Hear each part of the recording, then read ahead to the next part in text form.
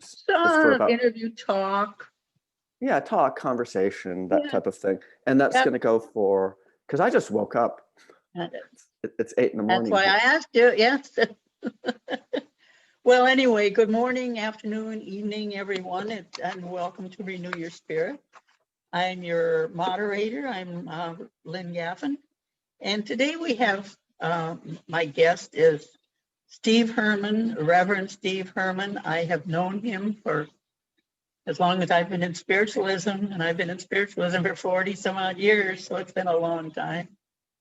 But it's so nice to see you, Steve. So great to I'm have so you here. happy to be here too, Lynn. Thank you for having me on your show. I think it's really good that you're doing this because you can reach a lot I of love people. it. Yeah. Well, I thought, there's so many different things that I want to know about, all different kinds of practices and beliefs and that. So I thought if I want to know them, maybe other people do too. So we'll see where it goes. Well, you never stop growing. I mean, I'm the same as you. I want to learn too. And Yeah. although I've been into this for years, decades, I still am a beginner. Always I've had learning. Always learning. Yeah. always learning Yeah. and Yeah. trying to expand. Yeah. Well, Steve is the author of, and I have it, I've got it here too. Mediumship Mastery. It's the And ultimate guide, mediumship, and you can get it on Amazon. Yeah, the mechanics of receiving spirit communication. And actually, I'm going to be having Mediumship Mastery 2 in the next couple of months. Oh, good. Advanced techniques that work. Oh, good. I will get that one too. This is very good. I've used some. Oh, thank you. I'm really happy to hear that. Yeah. Because I'm really into the teaching aspect of it. That's the big thing. Yep. I've used it in my class and I really like it. Yeah. Very, very good. Yeah. So anyway, let's get into Steve Hermann, who Steve Hermann is. Yeah. Are you awake? No, it's early there. I am awake. Yeah, okay. It's early in California. Yeah. And I just got back from New Zealand last week, which is totally frozen. You're still trying to catch up. Well, I'm caught up, but. Yeah, okay. Okay. First of all, I would like to know, and the one thing I always ask everybody is, how did you get into this? What brought you into spiritualism, mediumship, and the whole thing? Well, I guess for myself, I was always really open to this. and I'm very artistically oriented. So because I'm really artistically oriented and creative, I'm really in touch. I'm sensitive, and I'm really in touch with my own intuitive or psychic abilities. So the first mediumistic experience I had when I must have been around 2.5. My mom's father communicated with me, and he had actually been in the spirit world at that point. I guess over 20 years. I never met the guy, and so he communicated with me, and I had a lot of other experiences growing up. I learned how to meditate when I was little, and I was always really drawn to things like that. I remember when I was 5, actually, there was this documentary show, and it was on like different types of churches. So they had a Catholic church, they had a Greek Orthodox church, all these different churches. Now I remember 2 different churches out of all of that really, really, really stood out. And one, they had 2 guys getting married at a church in San Francisco.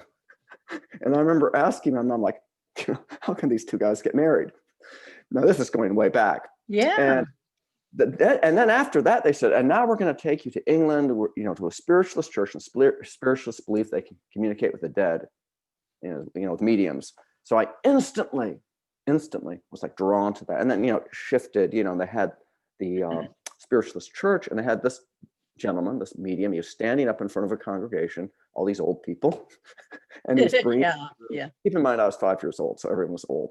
Even if you're 12, you were old when you're 5. And he was doing messages, and I was a little bit like, I'm not necessarily disappointed, but I was really drawn to it. And now, on a side note, I always wondered about. I always wanted to try to find that particular footage because I was really interested in it. And just that maybe about a year or so ago, I was looking on YouTube, and I was looking at these different videos of Gordon Higginson. Gordon Higginson was a very famous, he was president of the Spiritualist National Union. He was really involved with running the Arthur Findlay Psychic College in Stansted Hall, north of London in Essex. And there's this one video of him from 1968. There was some British TV program, or documentary of some sort where, they interviewed him, they went into the church and everything. And I'm pretty sure, now I could be mistaken because I was only 5. I'm pretty sure that that's what I saw. No, I don't think I saw the actual British show, but they must have used that footage for this American compilation. And we only got channel 3, which was CBS. That's the only channel. So I remember it was on then. So I saw that. And then when I was around 10, I used to pretend that I would, have this other personality come into me, and I would change my personality and this type of thing. So I was always really drawn to this type of stuff. And I think the thing with it is once you get into it, you can't get out of it. But also, I think people come into, we're eternal souls. So it's not like we just are here once. We have a lot of different physical embodiments. And I think if someone has certain propensities, they bring those propensities with them. We bring patterns that are really healthy. We bring attributes that are really positive. We also can bring a lot of junk too, which is sometimes people need a lot of therapy and healing, not just for stuff in this life, but even going back. So I think I've been into, healing, this type of things probably before, but I think everybody has this. I don't think that it's one of these things where, I'm such a wonderful medium, and Lynn, you're the most amazing medium in the world. We put you up on a pedestal. Everyone has. And you can learn. It's just like art or music. We have different gifts. And if we put energy into it, we can bring these out. And the real idea behind it is to serve God, and it's to help other people. So now how and when did you find the spiritualist church? Well, the spiritualist church, really, I found about when I was 5. So what happened is, as I got into it more, I remember I read an article in the paper, and it was about this place called Lake Pleasant, which was a spiritualist camp. And they were having some type of psychic fair there. Now, I'm not really into psychic fairs at all, just because we're not fortune tellers, but they were having this type of thing going on, or some convention for this organization that's headquartered there.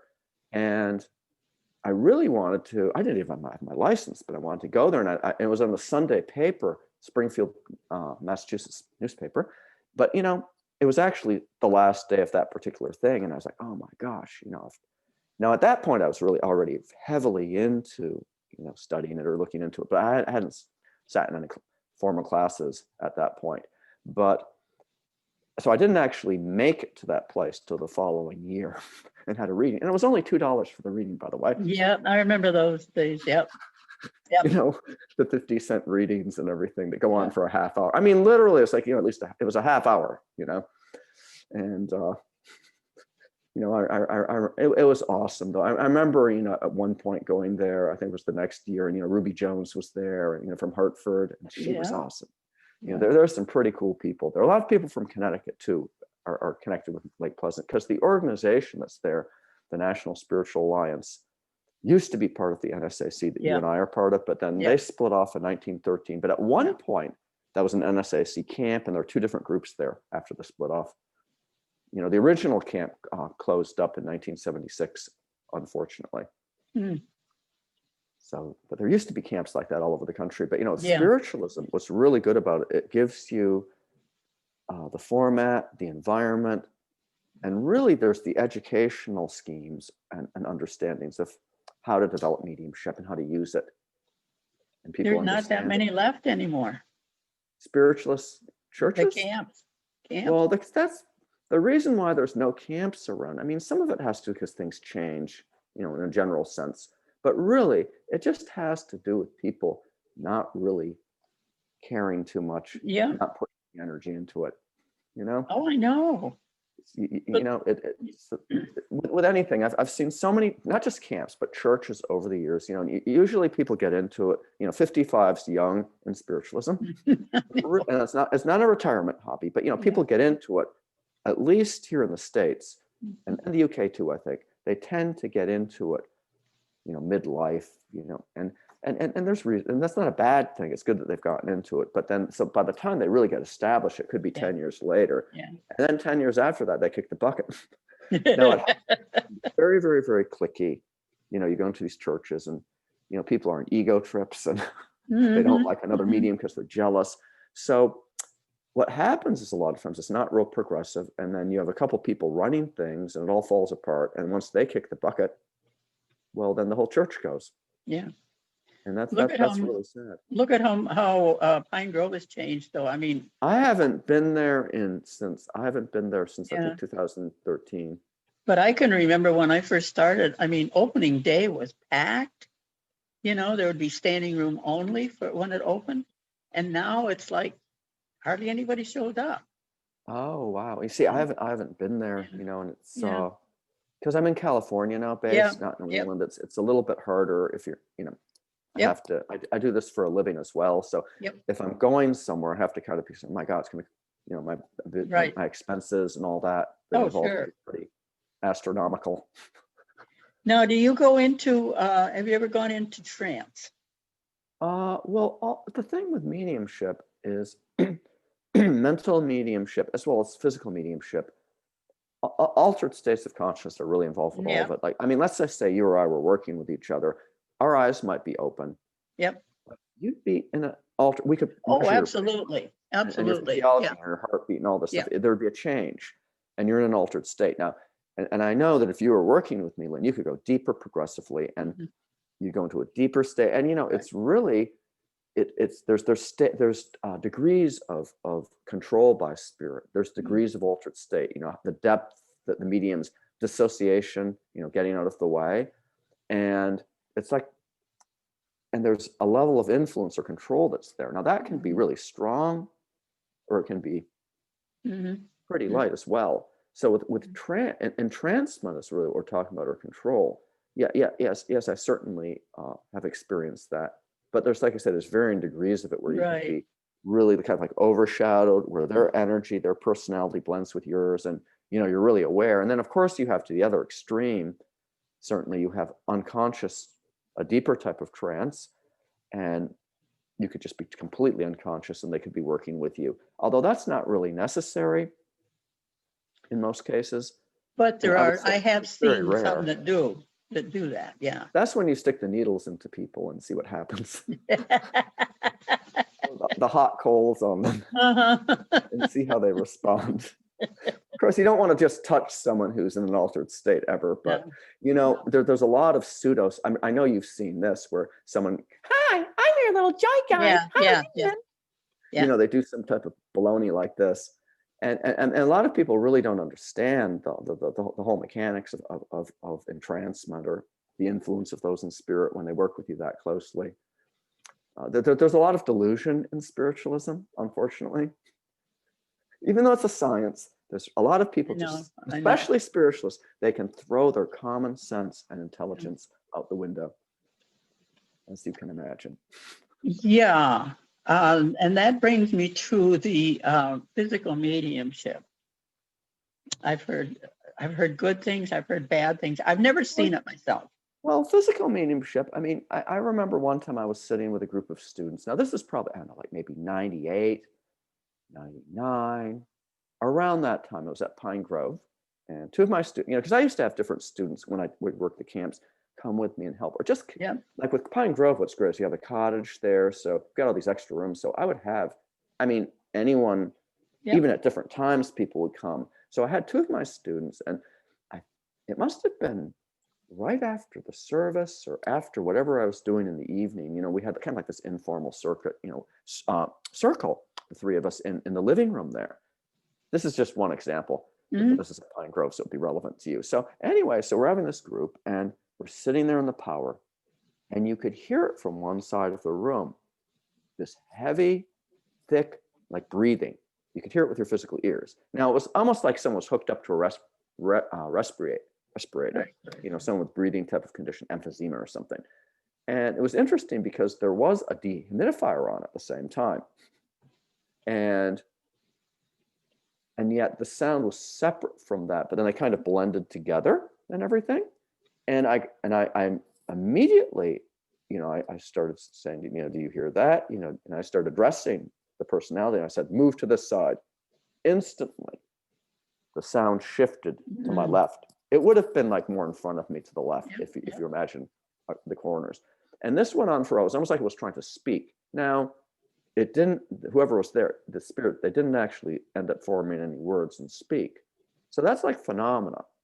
And there's certainly, you can have like voice phenomena, where you'll have the spirit speak, you can actually hear the voice with your physical ears. I've had ectoplasm come out of my own body. I felt it with my own hands from my own body. Yeah, and genuinely.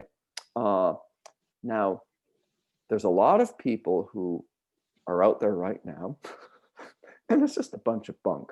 And it's totally dark. They even have people fill out, what do they have people fill out? Like intake forms and questionnaire, where they have everyone, they want to see your ID and it's ridiculous. So people go to these things and they really can't see what's going on. They play really loud music, get everyone singing, and they can move around. And really, there's no tests that are put into place for these things. There's another person that goes around and does these things on note cards, right? And then, at the end, people get a picture and magic markers, all these names of your guides and all this stuff on it. Now, that's really cool, but there's no test put in place with this. So when someone's doing stuff like that, all you need to do is mark the note cards. It's really simple, but they don't even do that. So they get this stuff back. They have, the Virgin Mary and all these different names, and Dr. Thompson as your guide, and Big Beef, Bacon Rind, and Tomahawk, and that's great. So you have to always question the spirit world. And I know one time, there's this very popular. It used to be weekly, Psychic News. It's British. Started out in 1932. Maurice Barbanel started, and it used to come out weekly. And they changed it into a magazine because they were having trouble, maintaining it a number of years back. Anyway, so the editor of Psychic News is at this physical seance with this very, very prominent physical medium. So while he's sitting there, the spirits will come around, materialize, but it's all dark, so you can't see them. And they come around, they put their hands on your head or on their shoulders. So the spirit, is doing this on top of his head or his shoulders. Simultaneously, someone's stepping on his foot, wearing, these sneakers or whatever. Now, the only person wearing shoes in the whole place, or sneakers in the whole place, was the medium. And so people buy into this stuff, or another medium, was doing this seance. And quite a few of my friends from Casadega who are mediums were at this, because this is in Florida. So the guy's doing this trumpet seance. and Abraham Lincoln comes through, and now he's speaking in a phony Southern accent, of course with a British accent too. And it's just like, people they just throw obviously the guy didn't know American history well, but they just throw completely their common sense out. A friend of mine who's a medium, he was at the Church of Two Worlds in Washington, D.C., and this is going way back. And his wife went to a physical seance, and they had a cabinet, and a cabinet's, for anyone who doesn't know, it can be a closet, but oftentimes it's just this enclosure or curtain part of the room, and builds up the energy. You can kind of condense and build up the power in that area if you're working with physical mediumship. So anyway, this one woman, she was this very prominent medium. She's sitting in the cabinet, and during the seance, at one point, there's different materialized forms are coming out, and you had this child guide coming out. So the entire cabinet crashes over because it was the medium on her knees. So, I mean, my friend, he's an NSAC ordained minister. His wife was totally angry, went and demanded her money back. But actually, the same medium who did this, if you go back to 1960, was working at this one spiritualist establishment out in Indiana. And they had, the infrared camera they brought in, and they let them film with film, infrared film, these different physical seances over a couple nights. And she was one of the mediums, involved. I mean, there's all these very prominent mediums there who are coming out wearing these glow in the dark types of, outfits on and pretending to be spirits. So people are gullible. Now, all of this phenomenon, it's real and it happens, but it's not a hokey type of thing. Yeah. It's like fireworks. I was watching one of your videos this morning on YouTube. You've got a great YouTube channel. Oh, thank you. I keep up on that. Oh, I'm really glad. Thank you. Anyone who's into learning, like if you have students, tell them, because it's just supposed to be about education. It's fantastic. It really is. I've gotten a lot of tips out of it myself. Oh, well, thank you so much. And you did say in there that the physical mediumship does not have to be completely dark, and that it's something I have said all along. That's completely true. I mean, you don't need dark. Now, I know with sometimes for development of certain types of mediumship, maybe they need dark to develop it, with certain phases, but really all of that stuff, the chemists, the people in spirit, this is scientific, they can work with things and they can produce phenomena. I mean, you used to have trumpet in the light, where you could hear, or even independent voice in the light, this type of thing. People just come up with this. It's just, like I said, there's a lot of fraudulence and stuff that takes place. So it's really important to always be really, in a positive sense, be very skeptical about things, and ask for evidence or have stuff proven. Don't just buy it because someone says it. Like, I could make a mistake. I could be giving you a reading.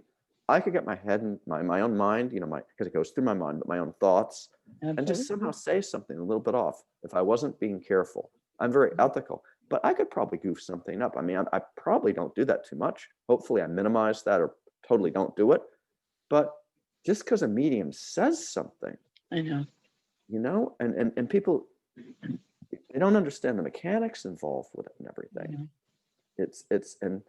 It's always really important to test the spirit world and use your common sense and your intelligence when it comes to evaluating things. Don't just follow it because someone says, oh, you need to move to Arizona, leave your husband, go out in the desert and wait for the flying saucer.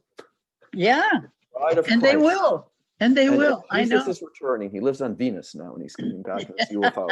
And people will be into it.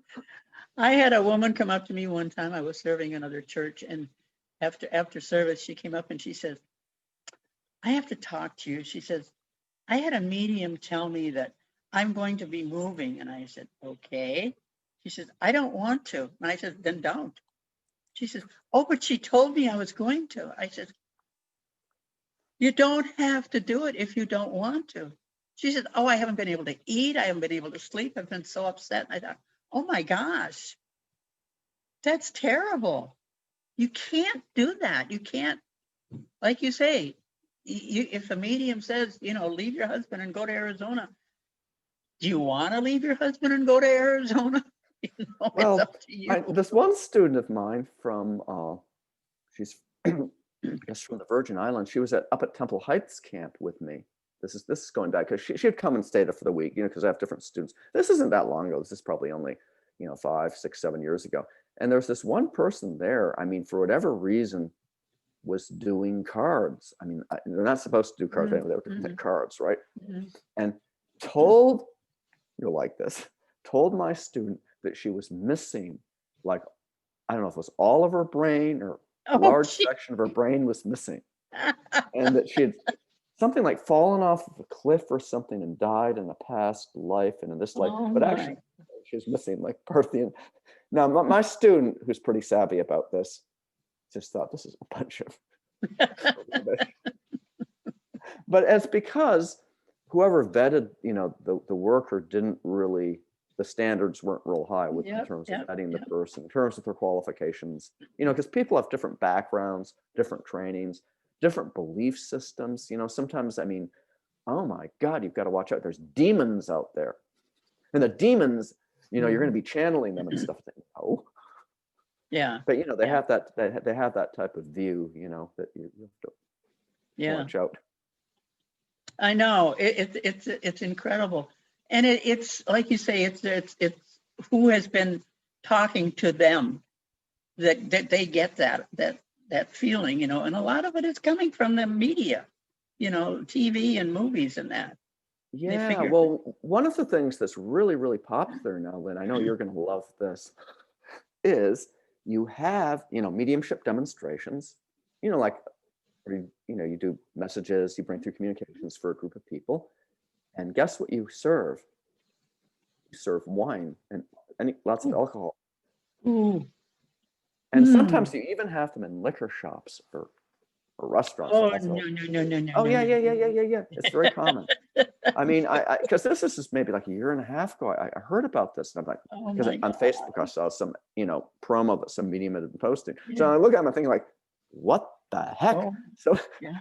I look up, like I did a search, and I must have found a half dozen mediums or so, different places around the country. Quite a few in California, but other places too, doing these things like demos.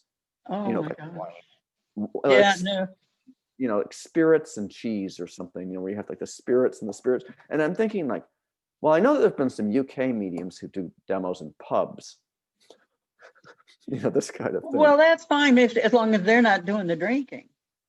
Well, you don't want to be working with people who are intoxicated. Yeah. That's not good. It's a bad atmosphere. It's a lack of it's a bad atmosphere. I mean, you could, you could, you know what I mean? You could go Yep. into Yep. the sleaziest dive imaginable and Yeah. work, but Yeah.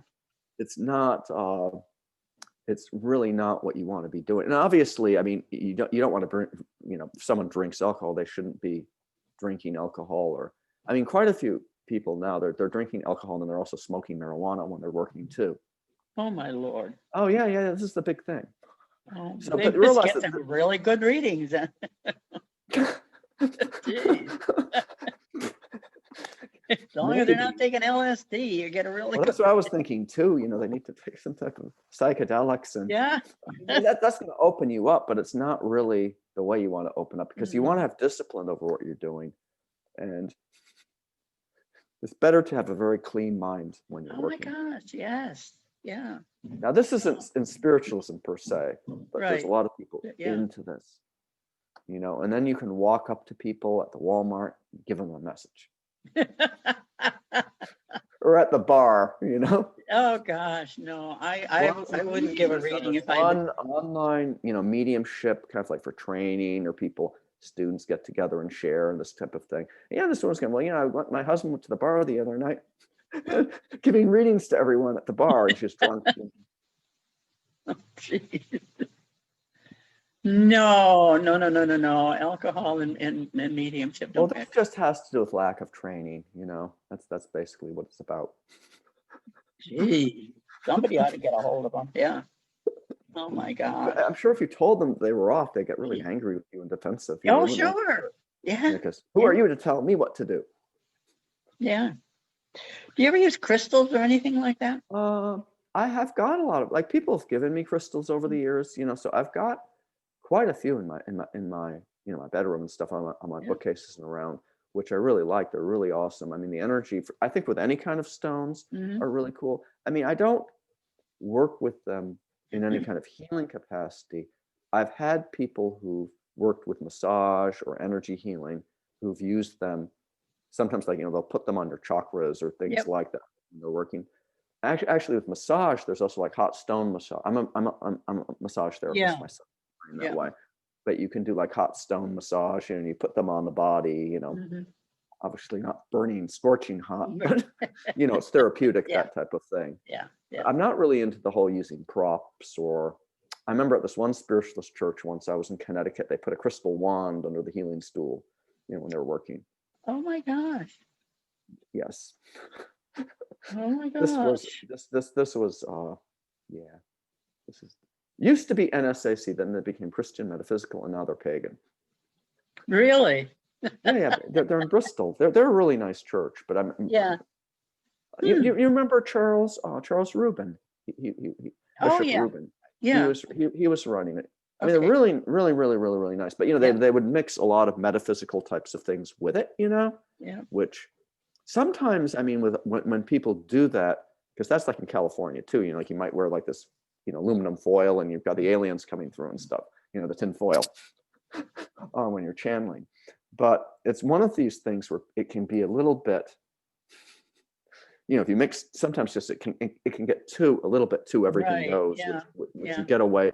The Yeah. problem is if you get too rigid with stuff in spiritualism, that's not good either, where people get really uptight. Right. Oh, I agree with you there. Absolutely. Yeah. Really All you have to rigid. do is come to my church and see that. I'm kind of loose there. I'm sure you're barefoot and walking,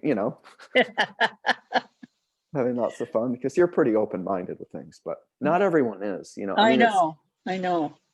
Yeah. it's like But I know I am. spiritualism is very progressive, in one sense it should be, but then it can become just as orthodox as some of these orthodox denominations of Christianity, unfortunately. Yeah. I know. I've seen some mediums that will hold a crystal or a stone when they're doing reading. Right. Well, And you don't really need that's to do it. that. I mean, I don't really Right. care. No, I don't either. I mean, it's up to them. I mean, whatever, they feel it helps them, so that's fine. I mean, there's some mediums, they vomit up crystals and stuff as part of the seance. Really? Oh yeah, yeah, yeah. You can see stuff like this.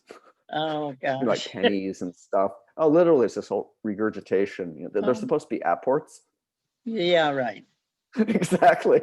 But I mean, people are into it, and then everyone gets one of the little stones Oh or no, no, pennies, no. and it's from an ascended master. I don't want one. No, thank You you. can see this stuff. It's online. People believe it. Oh my gosh. Oh my God. So are you still doing massage? Well, I'm not really. I mean, I am trained in that. Yeah. I'm not currently licensed to do that and everything. I Okay. mean, I guess I could be Yeah. if I wanted Yeah. to focus on it. I mean, it is one of those things. When I was in Massachusetts, I was licensed, so I'd Yeah. be doing mediumship. But then because I'm really into the healing, so Yeah. any Yeah. type of modality like that. I went to Thailand a couple of years ago, maybe 3 years ago, 3.5 years ago, and studied, Oh. all day, for a whole week, Yeah. or more than that, 10 days or whatever it was, Thai Yeah. massage, which is really cool. Oh wow. Yeah, that was really Yeah. awesome. I know you've been doing an awful lot of traveling. Where Yes. haven't you gone that you'd like to go? Where would I like to go? Well, I mean, I haven't been to Japan in this life. I really want to go to Japan. And there's a lot of people are really into mediumship in Japan. You have Yeah. it there as part of some of the traditional religion there. And there's some spiritualist groups there as well too. Really? Oh yeah, yeah, yeah. So Now, when you go to these different places, you don't speak all the languages. no, I mean, what's good about the English language is because the British were imperialists and they went everywhere. So Okay. so it's used, as a language. I mean, just about everyone learns it, So there's a lot of places you go and people speak it, at least understand it to some level. Okay. But there's a lot of places I have to have like translators and stuff too if I go somewhere. Because Now, sometimes people just don't know does it that well. diminish? Does that diminish your presentation if you have the have to have Well, it's a translators? whole different. I mean, the way I work is I tend to just I connect, and it's like a flow, and I just verbalize the flow, and I don't pause too much. Now I can pause, but I tend to work quick on a fast vibration. So one of the things, I mean, the first time I really ever had to use a translator was when I was doing stuff in Iceland. I used to love stuff in Iceland, and a lot of the younger people are really fluent with English, but then there's still some people who are Yeah. old, or just some people just don't speak it well enough or feel comfortable. So I ended up having to use some translators at different times in my trips there. And I remember, the first time I ever had that experience, it was like I had to stop, pause, and then the person has to hear what you're saying, make sure they're hearing it the right way, and then repeat it, translate and repeat it the right way. So it was really kind of like start, stop, start, stop, Yeah. start, stop. I'm still connected, but it's not, you can't, and not everyone for doing interpreting skills. Like I had this one interpreter, for example, who spoke fluent Icelandic and fluent English, but didn't have a clue about interpreting. Really? I have no idea. No, they'd never done it before, So they're doing it, I mean, for some sessions, right? So, I mean, I'm sure that was okay, but you don't really know how they would, Mhm. one word, how it means in another language. It can be Mhm, massively mhm, different, this mhm. type of thing. There's one word can mean a lot of different things, you see. But then I had this other interpreter, and she was an Icelandic. She was like president of this one spiritualist group there. But she had gone to the UK and she'd studied for a couple of months and had the certificate from this official interpreter school there. Okay. So she knew how to do it, and it was really good because it was still, stopping and pausing and all that. But she would, if she wasn't sure about something, she would stop me and ask me what it meant. Oh, Some yeah. slang words I might use, or Yep, words, yep. Yep. and in her case, if she wasn't sure about something, she would ask me. And she was really good at it. I could tell, because the people, how they would respond and stuff was really Mhm. good. But, I've certainly had people who didn't know what they were doing. So, they tell someone just something that's totally off, and it's like, you have these green leprechauns with you or something. I mean, that's the problem. I mean, you could, it's interesting because, when we get stuff from spirit, a lot of times it's said in a roundabout way, and, someone's as a medium, you could interpret it or translates the information a bit off, So interpreting just adds, it's like the same type of thing, adding another element of that in. When you're giving messages, do you have is it the same thing? Same thing as far as interpreting? Well, I get some stuff, that's I probably have to interpret. It kind of depends. I mean, some it's more like I just hear it or I know it and I say it, maybe verbatim and stuff too. Like, as opposed to I he's saying this, it's it's more like in first person. Okay. It depends on how I'm working with them or how they're Yeah. working with me. Okay. How does the SNU differ from or in Britain, Well, in the the UK? Spiritualist National Union is the largest spiritualist group in the UK, and I've worked at their, quite a few of their churches over the years, and I know a lot of people who are members of that. And the NSAC in the States, I really love. It's a really good organization. On the other hand, it can be very rigid. It can be very Yeah. political. You get people into it to go on power trips and stuff. And nothing against the NSAC, it's just an Right, I organization, understand. the people. Yep. So SNU, I mean, I think it's really great. Now, on the other hand, there's a lot of what I've observed over the years is culturally there's some differences between what you have in the States and America. So I think you have some levels of rigidity or following protocol that you'd have in the UK that wouldn't be quite the same thing in the States. The approach to mediumship is, in a general sense, a bit different. I mean, like the format of the services is different in the UK. They have a minute of absent healing, and then if there's hands-on healing, it might be done before or after the church, oftentimes in a separate room. Oh. and maybe even a little bit longer time spent, but it's not incorporated as part of the service, the hands-on healing, which I think is a real defect. Now, the reason for that is because there's this idea that you've got you've got the energy, the power, and it has to be focused on clairvoyance, or it'll take away from the speaker, it'll take away, if we have the healing. That's a bunch of bunk, because you have the healing. I remember I used to run this First Spiritualist Church of Springfield, and so anyway, the way the format was the healing was in the beginning, and then we had the sermon, the address, and then and John Sullivan came back and got involved. We were kind of both running it for a while, and John Sullivan goes, we should move the healing right before the mediumship. And I'm thinking like, I have to talk in the beginning. And he's like, yeah, we have to move it right to the mid. So anyway, that's cool. So I tried it out, and the energy was even higher. Yeah. Right. It was, I really liked that idea from him. Yeah. It didn't make logical sense, but really it builds the power up. And I know in my own circles, any kind of mediumship class I teach, unless it's just like a one-off workshop, I always include, the hands-on healing training as part of it. It's really important for different reasons. But so in the UK, they separate it that way. Now, so they're really into rules too. Now, the other thing is they're really into evidential mediumship. So it's great because they focus a lot on bringing through, very detailed and specific information. Whereas in the States, there's probably just in a general sense, more emphasis is on the message part, which oftentimes is guidance. Yeah. Now, a lot of times with the SNU, they're really into working indirectly. You get the spirit and we figure out where to go. Yeah. And it's a full approach, and you spend a long time with the person. And, when you're doing something like that, it's good in the sense that if you spend a little bit long with a person, generally, obviously you can get into more detail. However, I'm not into, coming across like I'm fishing for information. Like, does anybody know someone with the letter J in their name?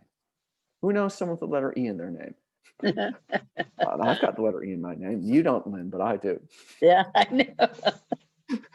But it's just anyway. It's one of my friends who's a UK medium, very very leading medium, and she, going way back, she was training at the SNU, at Stansted and everything, and she was always told by all the people there that American mediums don't know what they're doing.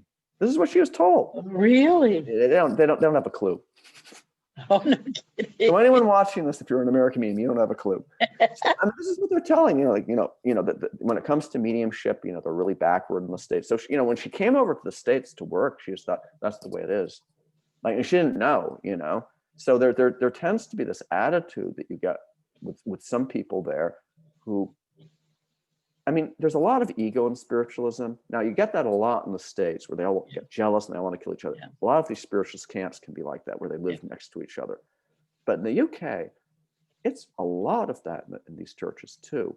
And, on these ego trips and everything. And so there is that type of attitude that, this is the way you have to do it. And you're giving guidance. That's just a psychic message. Well, not really. No, that's not true. Because when you're linking with the spirit world, Lynn, right, you can feel a connection, can't you? Yeah. And they might not be telling you descriptions or evidential information about the personality.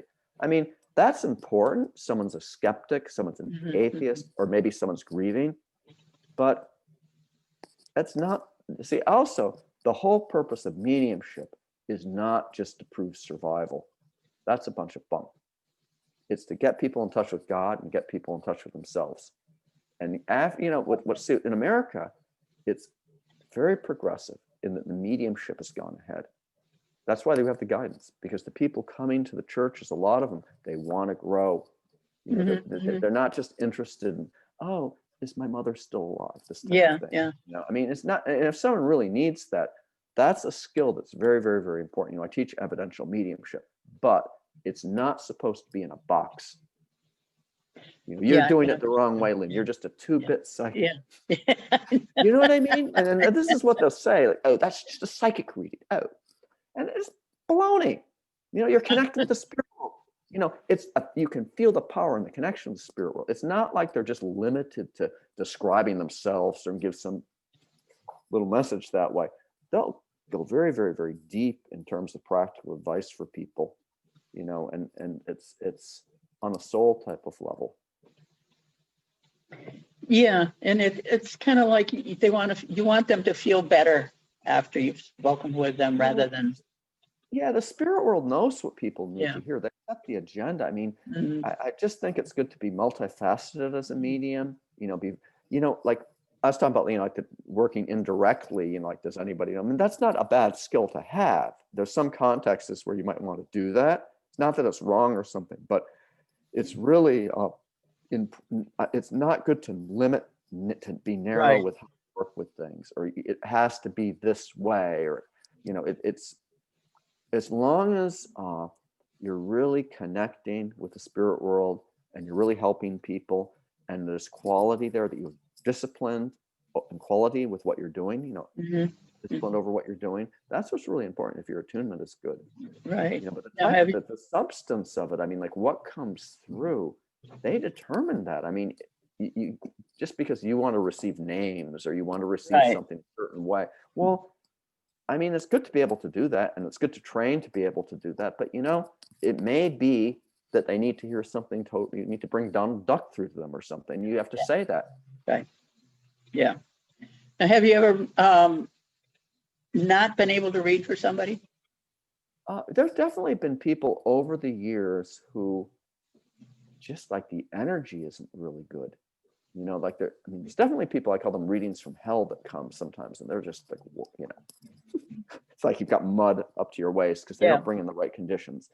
And there's definitely some people who've been just not, it's just not flowing, or it's vague. It doesn't really, it's hard to make the connections with spirit. And I mean, I might be just totally tuned in too, and then they come in, and it's the atmosphere they bring in and everything. I can't say that I haven't been able to read for them, but I can say that it probably wouldn't be the same thing as compared to someone who's really enthusiastic, or maybe just really has a pressing need. Mhm.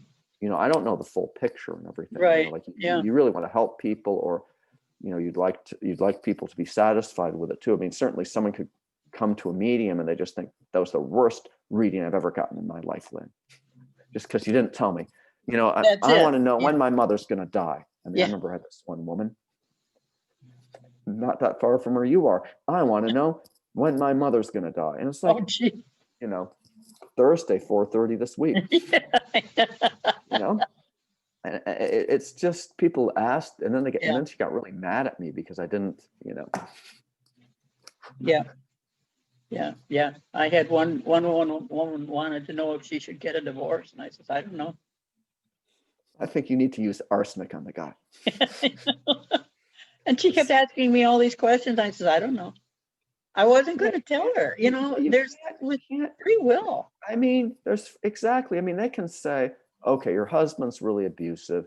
If you stay with him, it's going to probably continue, or you might want to try this. But you still, if you're in that situation, Yeah. have to make, the decision yourself. It's Right. not something where anyone, we're not, we can't take that kind of responsibility. It's the person has to do it. Right.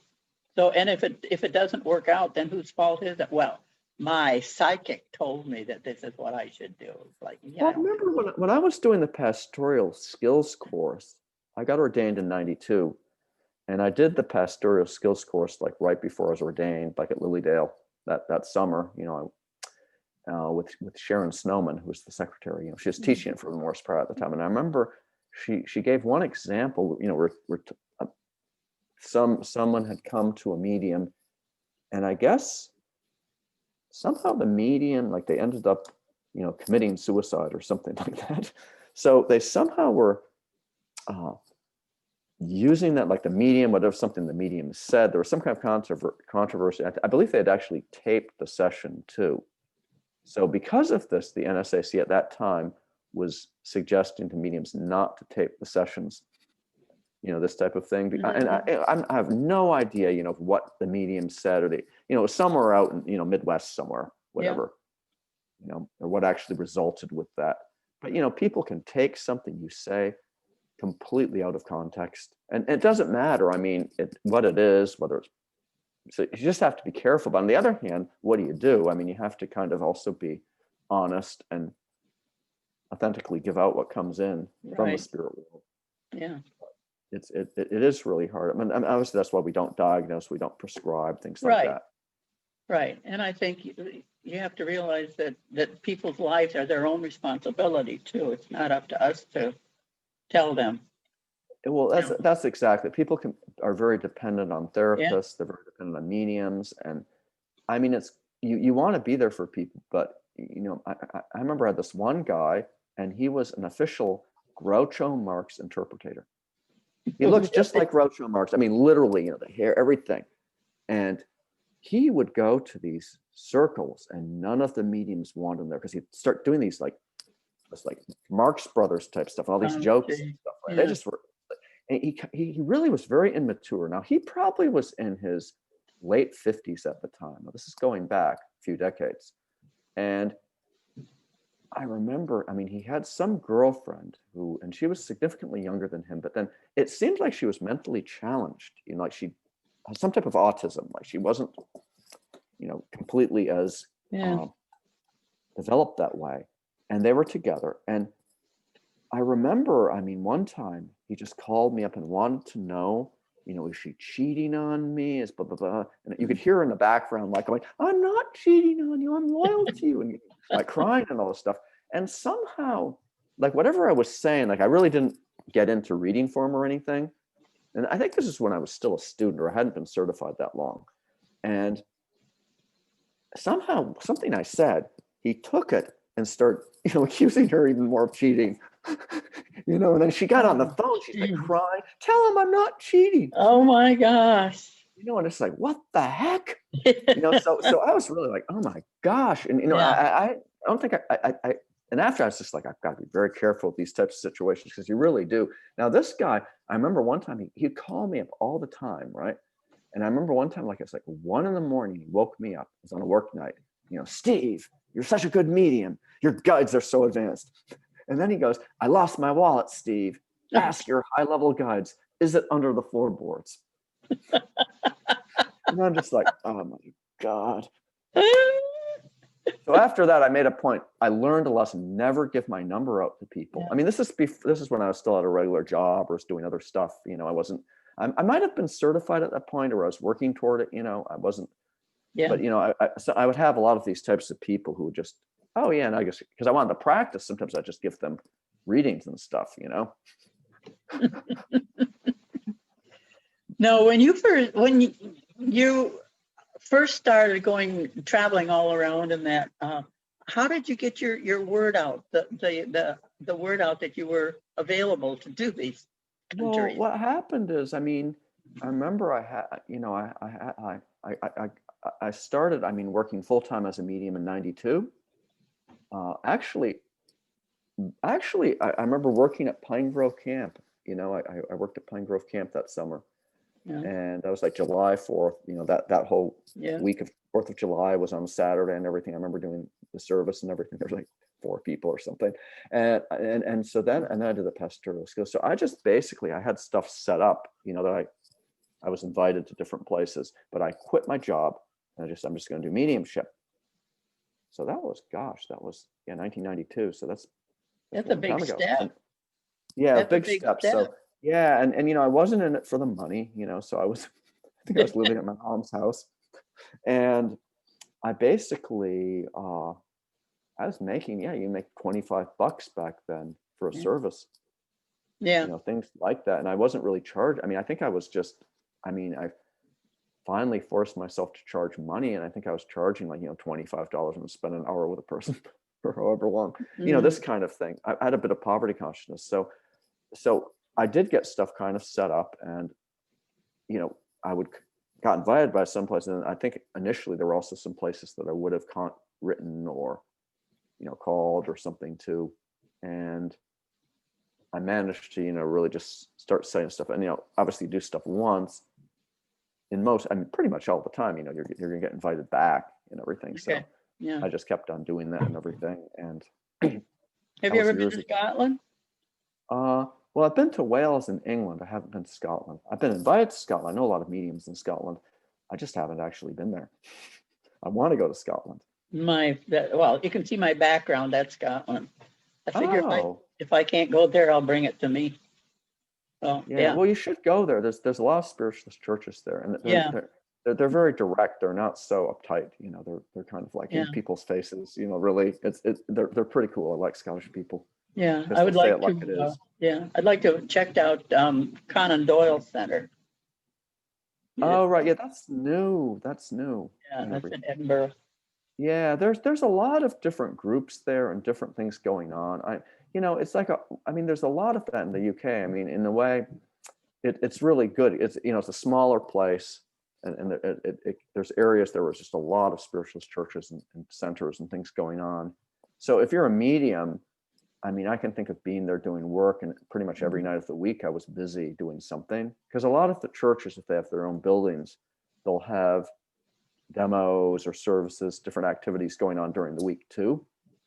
So let's say you live in London, you could be doing Yeah. stuff pretty much every day of the week, if you wanted to, go all over the place, all over the city.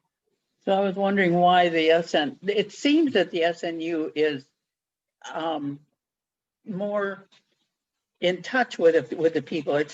Are they bigger than the NSAC? Yeah, they're massively bigger. I mean, I mean, they put out a glossy magazine now.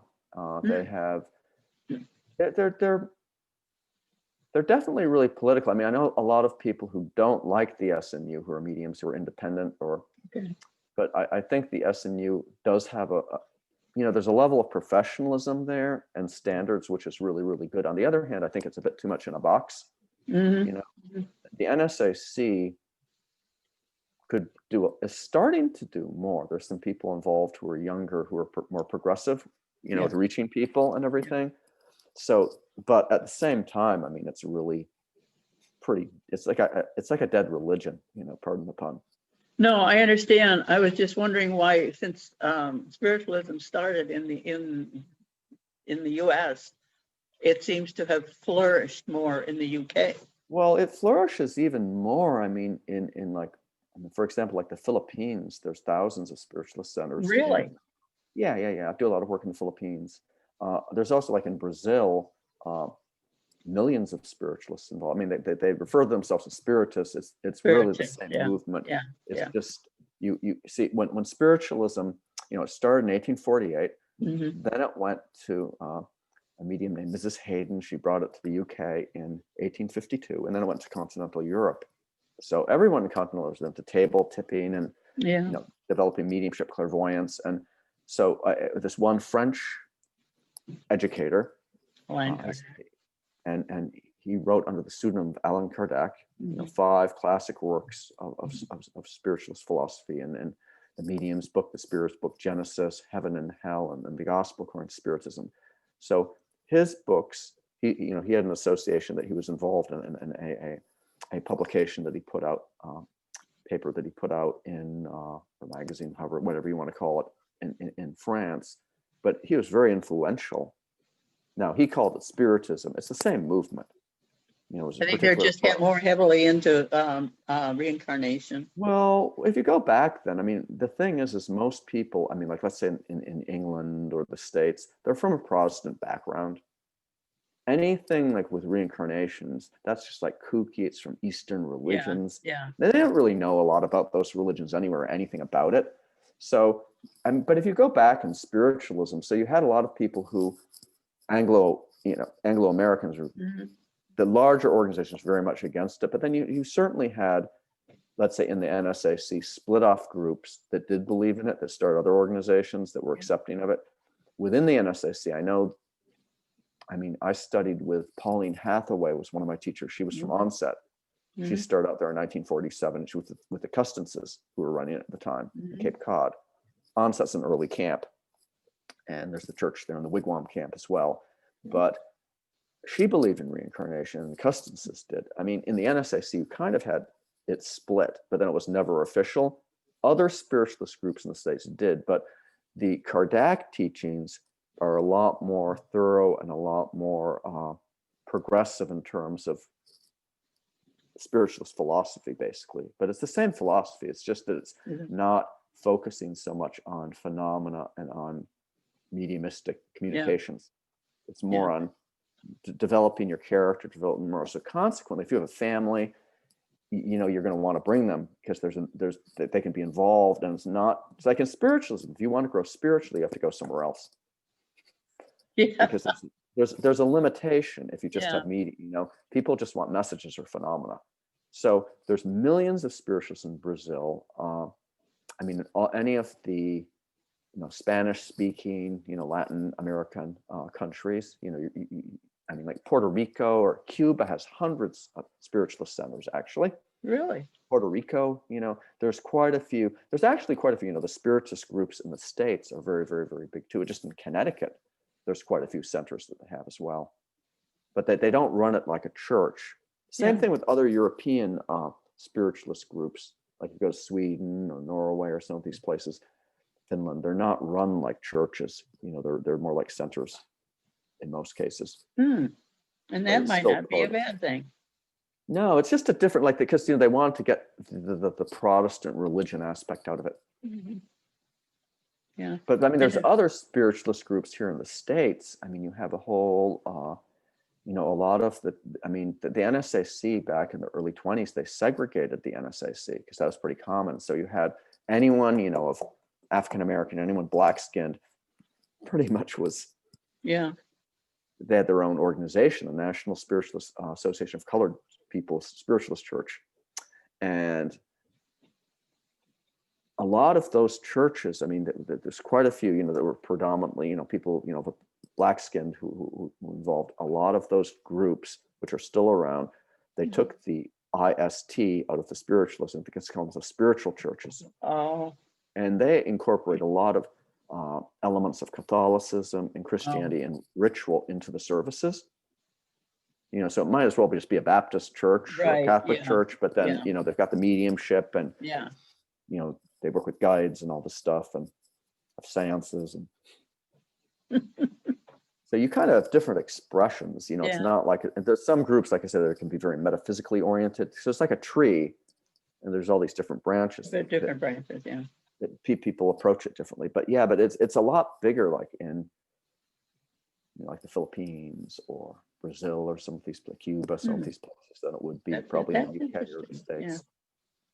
That's interesting. I know we have a gal, one of our members is from Brazil, and she's still very active in her spiritist group in Brazil through Zoom. She's a member of our church. So There's quite a few spiritist groups in Connecticut, actually, probably even not that far from where you are. You look up the United States Spiritist Council. Okay. They've got a listing for all the different groups. And, sometimes it might just be in someone's home or like a study group. But in a lot of cases, they have their own center. They might rent space or whatever. And it's not like a service, but they'll usually have, a lecture. They'll have hands-on healing. And they may have some even, groups for mediumship as well. But that's not the emphasis. See, that's the defect of spiritualism, is if all you're offering people is phenomena. Messages. Well, that is good for what it is. It's something you're not going to get anywhere else. But the problem is, people need to grow on a soul level, you see. And they don't always get that, but what's good about the spiritist approach to spiritualism is it really does emphasize the soul growth as part of it, the higher teachings from the spirit world, and then how to apply it. So they actually have, these study groups. It's all focused on like moral development and becoming a better person. That's interesting. You'd really like it a lot. I highly recommend any of Kardac's works. She's given us all a list of his works, and It's really, really, really good stuff. I'm really when I was in New Zealand all the time, I was participating in the group there, which was very, very good. Pretty much all Brazilians, but it was really, really nice. It's really it's something which I really, it's really good stuff. Are your kids open to? I know they're open to it. Well, but they're fifth generation spiritualists. So maybe like 4 years ago, I remember my youngest daughter, who how old are they now? Well, my youngest daughter is just turning 13. So I'll tell you the story because you'll like this story. So she would have been, I don't know, maybe 8 or 9 at the time. You know, she's telling me about how a couple of years before this, how she was in school and all these spirits were there when she was in the class, and they're trying to give her the answers, you know, for the stuff she was doing, right? And they're like, she was just telling me how they were being really, really, really annoying. So she said, you know, they're being so annoying. I just had to tell them to F off. I'm not gonna swear on your show, Lynn. So anyway, she had to tell them to F off, and because they're bothering her. But she's like describing them, and like there's this one little boy, and he's dressed up like in a cowboy suit because he gotten hit by a truck on his bike or something. So, I mean, it's really cute, and because she could hear them and see them and everything, Yeah. you know. Yeah. So. Oh, jeez. And how? I mean, they're not really like, because they grew up with this, but it's not I like they're know. Totally into it Right. or something. Yeah. They're more into How like old are they devices. now? Oh, well, my oldest one's turned 7. They're 17. I have twins, and then I have one who's 15. Who'll be 16 in April, and then I have the youngest who will be 13 on the end of this month, Oh my gosh. December 30th. Good grief. Yeah, They grow fast, don't they? yeah, they do. Yeah. Jeez. Like fungus, it grows fast. Steve, this has been fun. I'm so glad that we got together. Yeah, I'm really glad to see you. I miss you. Yeah, this is Because really it's been nice. so long. I mean, I always think about it. I mean, sometimes I'll like, you know, stalk you or go on and look at your website or something, see what's going on. No, good. Good. Yeah, Well, no, I do the 'cause same to you. Yeah, no, it's just really cool. Yeah. Anyway, Yeah. So thank you So- so much for being here. yeah, you know, thank you. So where do you just post this on Facebook or you have it on YouTube or? I'm both Facebook and YouTube. Oh, wow. Okay. I've got a YouTube channel. Yeah. Oh, okay. I guess I didn't realize that. Yeah. Yeah. Renew Your Spirit. There's Yeah. about 100 Renew Your Spirit websites. So I don't know. But this is definitely posted on it and that on the cool. on the Facebook page. I've got the link to where Okay. Okay. No, where it is on. that'll be really cool. Well, I was going to say though, too, I'll plug myself before I go. Absolutely. But I do teach a lot of courses, Mhm. workshops in person as well as online. And I will be having, you know, a lot of ones coming up in the new year. Good. I also do, you know, individualized mentoring or training, and I do sessions and all that. But I do have my book, Mediumship Master. Yes, you do. So if anyone's interested, you know, please, you know, check it out on Amazon. And No, I'm really into helping people too. So, and it's And a this real is all on your webpage. Yeah, it's a real blessing to be able to be on your show and connect with you. Well, oh, this is wonderful. I really look forward to it. Let's keep in touch though, Lynn, all right? You know, I Oh, don't I know love when that. I'm usually would do stuff in New England, but you know, Yeah. with the whole virus thing. Yeah, I know. Oh.